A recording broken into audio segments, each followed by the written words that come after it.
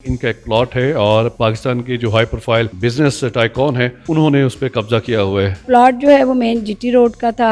आसपास जो है वो तमाम प्लाजाज वगैरह बन गए। प्राइस जो है वो काफ़ी ज़्यादा हो गई। मलक रियाज है, उनका तो पिछले 30 साल से यही एक तरीका रहा है कि जो इनके साथ कब्ज़ा माफिया है, हाजी अमजद हैं, लालदीन के बच्चे जहांगीर जावेद मांगते हैं कि हमें बेच दें। जब वो नहीं मानते तो फिर ये उन पे कब्जा करके तो फिर उनसे वो उन्हें डरा धमका के उनसे उनकी प्रॉपर्टी। बहरिया ने पुलिस के साथ साजबाज करके पुलिस ने जो है वो मेरा कब्जा जो है वो बहरिया को दिलवाया। जिस माफिया के साथ आपने एक वो पंजाबी च कहते आडा लाया है, ये बड़े डाढ़े लोग है कि जिस वक्त मुझे अल्लाह ने अपने पास बुलाना है तो उसकी एक हिचकी काफ़ी है, चाहे मैं 1 अरब लोगों के बीच में हसार में रहूं। बिस्मिल्लाहिर्रहमानिर्रहीम। नाज़रीन इकराम अस्सलाम वालेकुम, मैं हूं वसीम हाशमी, आप देख रहे हैं चैनल 9।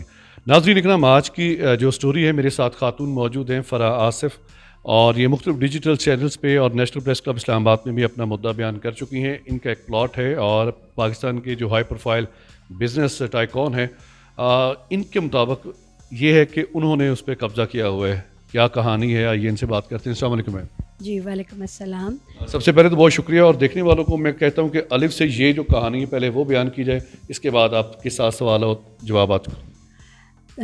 मेरी कहानी तो बड़ी लंबी है, लेकिन मैं शॉर्ट ये बता दूं कि 2012 में कोर्ट के थ्रू जो है हमें ये प्लॉट जो है वो मिला, और उसका पोजेसन भी हमें मिला, और हमारी हदूद अरबे वाली जो है वो रजिस्ट्री है, और 2012 से ही हमारे उस प्लॉट के ऊपर जो है हमारा कब्ज़ा है।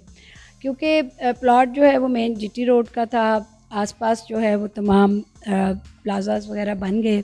प्राइम लोकेशन पे था तो जाहिर है उसकी प्राइस जो है वो काफ़ी ज़्यादा हो गई। जो मलक रियाज है, उनका तो पिछले 30 साल से यही एक तरीका रहा है कि जो इनके साथ कब्ज़ा माफिया है, हाजी अमजद हैं, लालदीन के बच्चे जहांगीर जावेद आसिफ, ये सारे जो कब्ज़ा ग्रुप हैं, ये कीमती चीज़ जो प्रॉपर्टी होती है, अगर वो खाली पड़ी हुई हो, मींस के उसके ऊपर कोई इमारत ना बनी हो, तो ये उस पर कब्ज़ा करके और फिर पहले तो मालकान से ये उससे पौने पौने मांगते हैं कि हमें बेच दें। जब वो नहीं मानते तो फिर ये उन पर कब्ज़ा करके तो फिर उनसे वो उन्हें डरा धमका के उनसे उनकी प्रॉपर्टी। आपका जो प्लॉट है वो 2.5-3 कनाल का है? जी, मेरा जो प्लॉट जो मेरे उस पे नाम पे है, ये प्लॉट बड़ा है और हमारी फैमिली में ही है। एक्चुअल प्राइस क्या है इस वक्त उसकी? तो जो मेरा प्लॉट है उसका फ्रंट जो है वो 325 से भी ज़्यादा है, और वो 2 कनाल 15 मरले जो है हमारी 4 दीवारी बनी हुई है, और मैं जो है वो उसको लुक आफ्टर कर रही हूँ। अभी हम उसको बेचना चाह रहे थे, उस पे हम प्लॉटिंग करना चाह रहे थे, तो इन लोगों ने मेरे प्लॉट पे बहरिया ने पुलिस के साथ साजबाज करके पुलिस ने जो है वो मेरा कब्ज़ा जो है वो बहरिया को दिलवाया। ये बहुत बड़ा इल्ज़ाम है आपका पुलिस पे भी। ये मेरा इल्ज़ाम नहीं है, मैं तो इसको साबित करूँगी, क्योंकि अगर बहरिया ने मेरा प्लॉट पे कब्ज़ा करना था तो 12 साल बहुत बड़ा अरसा होता है सर, कि 12 साल में वो उस प्लॉट पे 1 इंच पे कब्ज़ा नहीं कर सका। तो और जब इन्होंने ये कब्ज़ा का सोचा भी था पिछले कुछ अरसे से, तो मैंने कोर्ट में जाके अपने प्लॉट पे स्टे लगाया खुद ही, कि जज ने मुझे कहा कि ये पोजेसन में है और इनकी इजाज़त के बगैर कोई भी इनके प्लॉट के अंदर जो है वो एंटर नहीं हो सकता। मैम, सवाल यहाँ पे ये पैदा होता है कि 55 मरले की ये जो जगह है, आपने खुद प्लॉटिंग करनी है इस पे, अगर वो अच्छी खासी आपको एक रकम दे रहे हैं तो आपका फिर उनके साथ मुकाबला में ये समझ से बालातर है? नहीं, ऐसी बात नहीं है। वो जो मुझे प्राइस ऑफ़र कर रहे थे, वो उस वक्त जब प्लॉट मेरे पास है था, तो उसके उस वक़्त वो उतनी रकम ऑफ़र नहीं कर रहे थे। और फिर मुझे ये बाद में इंकशाफ़ हुआ जब मेरे पे ये कब्ज़ा हो गया कि जी हाजी अमजद और आसिफ साहब ने जाली कोई रजिस्ट्री दिखा के बैरिया टाउन से कोई रकम जो है वो हथिया ली है। तो अगर बहरिया टाउन से रकम हत्याई गई है तो उनको अगर ये पता है कि ये प्लॉट मैडम का है, तो फिर वो रकम अपनी हाजी अमजद और उन लोगों से वापस लें। आपका प्लाट उन्होंने जो जाली है वो कागजात बनाकर आगे सेल कर दिए, आपको पता ही नहीं है? नहीं, मुझे तो नहीं पता, मुझे क्यों पता होगा सर? जो है प्लॉट तो एक चारदीवारी के साथ खाली है ना, उस पे जो है कोई ऐसी चीज़ तो है नहीं। और उस रात को इनको अगर ये इन्होंने प्लान किया कि हमारे तो पैसे डूब जाएँगे, तो हम मैडम तो कमज़ोर है, तो मैडम को हम उठा के जो है ना वो बाहर फेंक देते हैं। तो सर ऐसा नहीं है, मालक मालक ही होता है। आप अकेली हैं, आपको डर नहीं लगता? इधर इंटरव्यू कर रही हैं, उधर प्रेस क्लब में जा रही हैं, थाने कचहरियों के चक्कर लगा रही हैं। ये जो जिस माफिया के साथ आपने एक वो पंजाबी च कहते आडा लाया है, ये तो बड़े डाढे लोग है।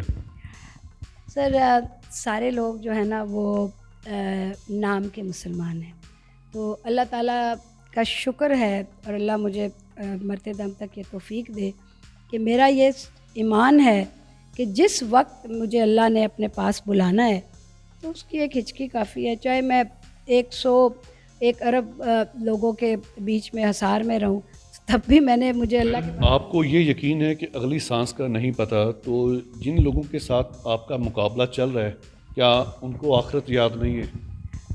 मेरे ख़्याल से मलक रियाज़ साहब जो हैं उनको अगर अल्लाह ने अब इस जगह पे पहुंचा दिया है तो उनको अब इन चीज़ों से बाज आ जाना चाहिए, क्योंकि इंसान कहता है कि जब वो 50 से ऊपर जाता है तो फिर वो उसका रिवर्स गियर लग जाता है।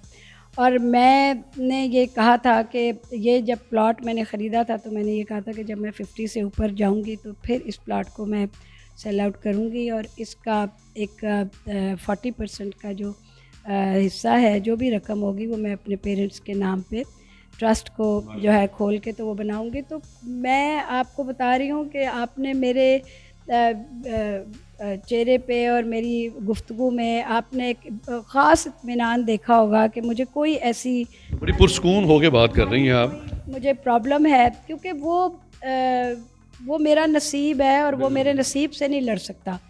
मलक रियाज साहब, आप हर एक चीज़ को ख़रीद सकते हैं लेकिन आप किसी औरत के नसीब को नहीं ख़रीद सकते, ये आप याद रखिए। प्रोग्राम के आखिर में अगर आपसे मैं ये कहूँगा कि पुलिस को कोई पैगाम देना चाहें और आला सुप्रीम कोर्ट के जजेस को आप पैगाम जाना चाहें, आपने पिटीशन भी कर दी है, वकला हजरात आपके साथ कैसे चल रहे हैं, ये सारा एक आखिरी सवाल है, इसको बेशक आप लंबा करना चाहें कर सकती हैं।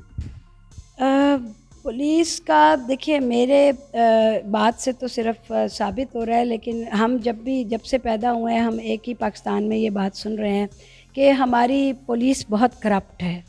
तो बाज़ औक़ात ऐसा भी होता है कि एक नाम बन जाता है, लेकिन मैंने तो प्रैक्टिकली जो है ना अपने साथ ये इतना कुछ होते देखा है कि मुझे तो अभी भी बिलीव ही नहीं होता कि एक एसपी लेवल का जो है वो अफ़सर, एक डीआईजी लेवल का अफ़सर, एक एसएचओ जिसको कहा जाता है कि वो इलाके का बादशाह होता है, मींस के अमन का गहवारा उसको बनाना चाहिए, वो इतनी नाइंसाफ़ी, इनको रात को नींद कैसे आ जाती है और इनको अपने बच्चे नज़र नहीं आते कि अगर हम किसी के साथ ये कर रहे हैं तो कितना, क्योंकि ये मैं आपको बता दूं कि हम उस उम्मत में से हैं कि जो कुछ बोएंगे ना वो इस दुनिया में देख के जाएंगे।